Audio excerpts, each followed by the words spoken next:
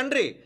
ఏమండి, కొంతమంది అన్నారు మా యేసు ప్రభునంటే మాకు రోషం వచ్చేది. రే, యేసు ప్రభునంటే నీకు రోషం వస్తే ఆయనను కన్నా ఆయన భూమి మీదకి పంపిన తండ్రిని పట్టించుకోవద్దు. మాకు రాదురా రోషం? రావాలి మాకు కూడా రోషం. నా తండ్రిని అంటే సహించను.